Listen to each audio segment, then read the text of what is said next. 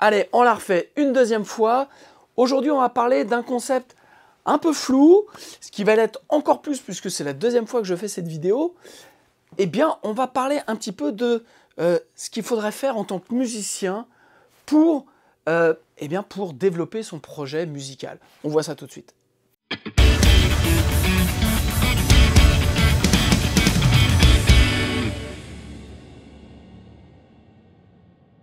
Salut à toutes et tous, c'est Jaf. Aujourd'hui dans Bibi Blabla, on va parler de la valeur du musicien, on va parler un petit peu du dilemme du musicien. Bref, l'idée c'est de savoir un petit peu ce qu'il faudrait faire. Alors, c'est un concept un peu flou. Je vous fais un peu ce Bibi Blabla comme ça, hein, un petit peu en impro total. Et l'idée c'est que en ce moment je fais pas mal d'accompagnement pour des artistes. Et en fait, les questions reviennent un petit peu tout le temps sur des concepts un petit peu flous, que je vais essayer de développer dans le cadre de ce Bibi Blabla. Mais avant de commencer, vous connaissez la règle. Merci de vous abonner à ma chaîne YouTube. Et vous avez dans le descriptif des e-books gratuits à télécharger sur le home studio, sur l'enregistrement, sur la production. Vous avez une formation sur la méthodologie à utiliser en home studio et en studio pour pouvoir améliorer grandement la qualité de ces productions. Vous avez, que sais-je encore, une formation gratuite sur Pink Floyd pour les amateurs de Pink Floyd. Et puis vous avez des formations payantes sur Cubase, sur les EQ, la compression, reverb, delay, que sais-je encore, les gain staging. Bref, je vous laisse aller faire un tour. Et aussi des formations sur le business musical. Et donc la formation qui s'appelle Devenez musicien entrepreneur, où vous avez 4 vidéos gratuites assez longues qui vous expliquent un petit peu ce qu'est la formation, mais surtout comment commencer à développer son projet musical. Donc c'est gratuit, vous pouvez aller faire un tour. Et puis, grande nouvelle, cette formation Devenez musicien entrepreneur est aujourd'hui finançable sur les droits de formation, sous condition bien entendu. Donc si vous êtes intéressé par cette formation-là et que vous voulez savoir si elle est finançable ou pas, contactez-moi. Voilà, sans plus de fleurs de rhétorique, on va commencer ce bibi blabla un petit peu par des questions qui me sont posées en accompagnement. Et en gros, c'est quoi? Est-ce qu'il y a une technique? C'est quoi la recette pour pouvoir faire connaître son projet?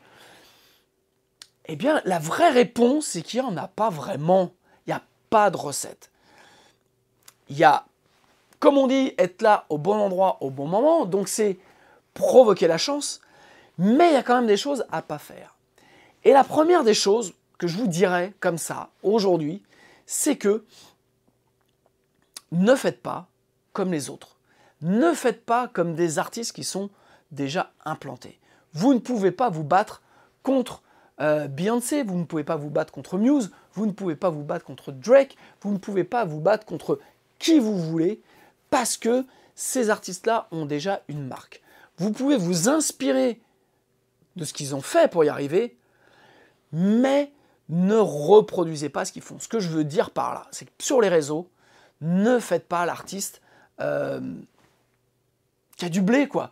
Ne faites pas l'artiste qui est en studio, où c'est facile, ou ce genre de truc. Ça ne marche pas. Soyez sincères. La sincérité, je pense, est la première valeur à avoir quand on fait de la musique, puisqu'on le fait avant tout pour l'art, on le fait avant tout pour la musique, et on ne le fait pas pour l'ego, et on ne le fait pas pour être célèbre. Donc, je dirais le premier point, c'est ne copiez pas, ne singez pas des artistes qui sont connus, parce qu'eux, ils peuvent le faire parce qu'ils sont connus, et aussi parce qu'ils ont des moyens. Aujourd'hui, de faire les choses simplement, avec sincérité, avec générosité, je pense, c'est ce qui fait vraiment la différence, notamment sur les réseaux, sur la communication, parce que les gens ont aussi un détecteur à bullshit, ok? Et qui veulent, s'ils suivent un artiste, c'est pas parce qu'il va le faire rêver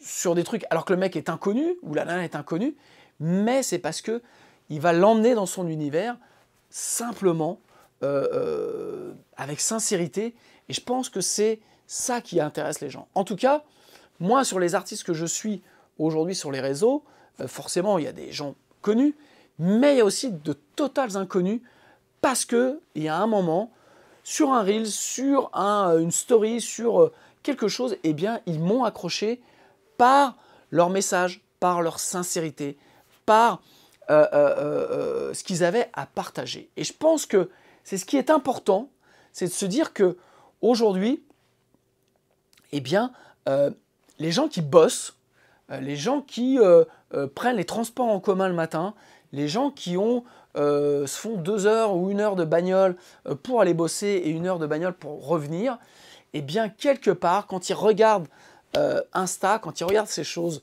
ces outils, ces réseaux sociaux, ils le font aussi pour s'échapper. Et je pense qu'il y en a une partie qui veulent s'échapper avec des choses de sincères. Rêver par procuration quelque part. C'est-à-dire qu'ils veulent voir des gens comme eux, eh bien, aller au bout de leurs rêves. Et je pense qu'en tant que musicien, on est des saltimbanques, on est des troubadours, on a aussi fait un choix de vie que certains ne feront pas et qu'ils veulent malgré tout suivre. Ils se disent, ah si moi, je joue de la guitare, mais voilà, si j'avais eu le courage, j'aime pas trop ce mot-là, mais voilà, si j'avais décidé de passer le pas, eh bien je ferais ça. Eh bien dites-vous que même si vous avez du mal à remplir le frigo fin de mois, quelque part il y a des gens qui vous envient dans vos choix de vie. Et donc, je crois que la meilleure des promos, la meilleure des coms, c'est pas de jouer la star, c'est de montrer au contraire votre sincérité, votre vulnérabilité, votre simplicité, votre parcours de vie, même vos galères, et les gens vont vous suivre, vont rentrer dans votre univers parce que vous ne mentez pas, parce que vous êtes sincère, parce que vous ne trichez pas. Et il y a tellement de bullshit, ok, que je pense que vous allez pouvoir, comme ça, attirer du monde. L'autre point aussi, on me dit, mais ouais, mais comment paraître, comment être? Je crois que, de la même manière, la sincérité avec laquelle vous faites de la musique, eh bien, vous mettez un sens à votre musique. Vous avez des valeurs dans votre musique. Eh bien, votre personnage public doit être conforme à ces valeurs. Je pense qu'il n'y a pas à surjouer. Vous devez vous dire, voilà, moi, par exemple, ma musique, mes textes, mon projet artistique, ma vision, c'est ça. Donc, quelque part, mon personnage doit être comme ça. Alors, vous allez me dire, ouais, mais là, tout à l'heure, tu parlais d'être sincère, et là, tu parles de personnage. C'est le dilemme. Mais je pense qu'on peut avoir un personnage public sans pour autant être un personnage bullshit, à bullshit. Vous voyez ce que je veux dire? Donc, l'histoire que vous avez à raconter par votre personnage artistique doit être conforme aux valeurs. Voilà, c'est un peu l'objet de ce bibi blabla, vous voyez, qui est un peu brumeux quand même, qui est un peu, je dirais pas fumeux, mais quand même, c'est ce que j'explique dans tous mes accompagnements ou mes apprenants de la formation Devenez musicien entrepreneur. Eh bien, c'est ça, quoi. Soyez sincère par rapport à votre projet, mais vous devez quelque part le marketer. Et marketer, ça ne veut pas dire faire n'importe quoi, faire la PUTE, faire le Mac. Voilà, c'est pas l'idée, c'est pas de faire n'importe quoi, c'est pas de ramener du monde avec une plume dans le cul pour attirer le monde. Vous voyez, vous pouvez avoir un personnage public, artistique, mais qui est conforme à la musique que vous faites, qui est conforme à qui vous êtes. Et donc, quand je parle de remettre de la valeur dans la valeur, c'est un peu ça, quoi. C'est que faites pas n'importe quoi. Posez-vous la question, pourquoi vous faites ça? Quel est votre point de départ? Pourquoi vous faites cette musique-là? Qu'est-ce que vous voulez dire par cette musique-là? Et forcément, il y a un truc qui doit se dessiner sur qui vous êtes et comment communiquer. Voilà. Quelque part, c'est ce que font certaines agences de com en images.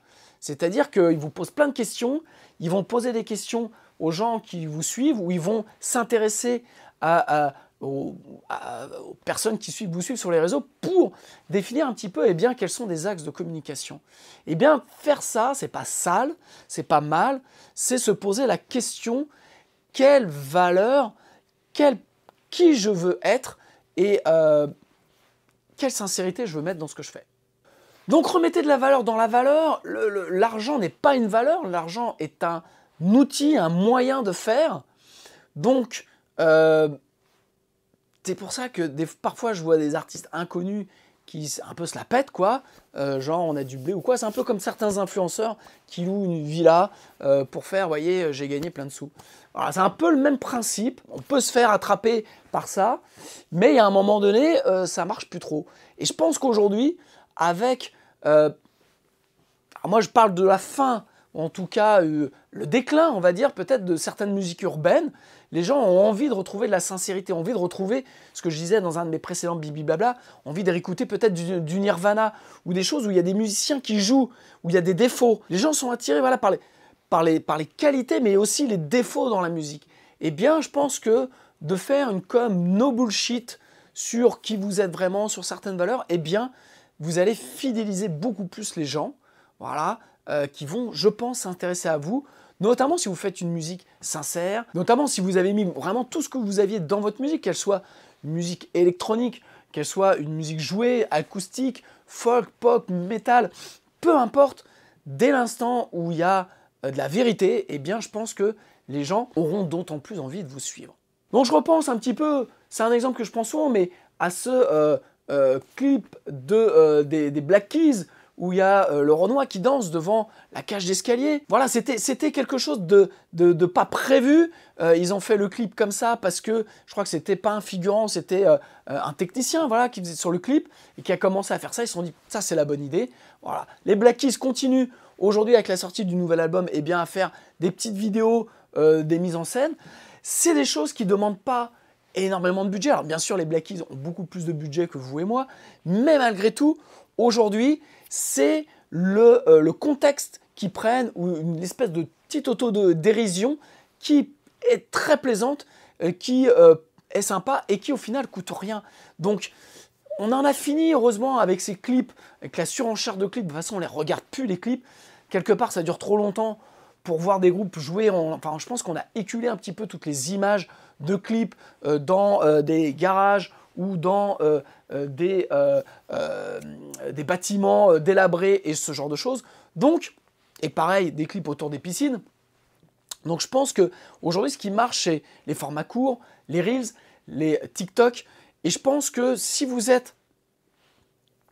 trouvez votre axe par rapport à qui vous êtes, je le redis, par rapport à la musique que vous faites, et vous cherchez les bonnes idées, eh bien, vous pouvez très simplement mettre en place des formats courts, on va dire, qui vont vraiment vous présenter, qui vont vraiment intéresser les gens et qui vont vraiment les faire rentrer dans votre univers. Donc pour conclure, oubliez ce que font les autres, oubliez ce que font les stars, soyez spécifique, c'est quelque chose que je répète à chaque fois, soyez original, l'originalité, la sincérité, la régularité aussi de ce que vous postez, voilà, est importante. Plus vous allez être régulier, plus vous allez poster de contenu vous représentant, et bien plus vous avez de chances de faire un tremplin pour votre musique et permettre à des gens eh bien, de vous découvrir par qui vous êtes, parce que c'est ce qu'il y a, je pense, dans un premier temps, plus important avant la musique, c'est qu'on va s'intéresser à l'artiste,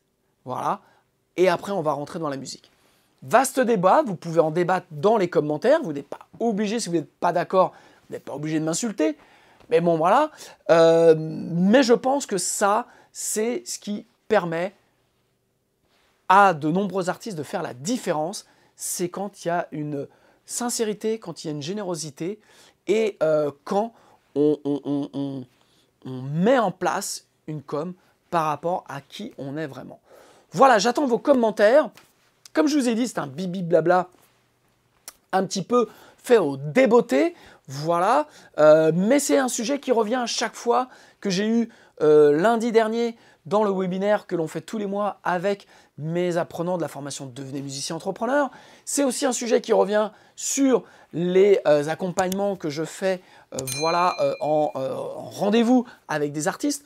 Donc, eh bien, je me suis dit autant en faire un petit bibi blabla pour remettre un petit peu ces concepts de valeur dans la valeur qui me paraissent importants quand on est artiste, remettre ça en avant et comment le remettre en avant. Voilà, j'attends vos commentaires. Merci de vous abonner à ma chaîne YouTube. Si vous avez aimé ce bibi blabla, pour une fois, j'ai fait court. Je vous embrasse et puis je vous dis à la semaine prochaine. Ciao.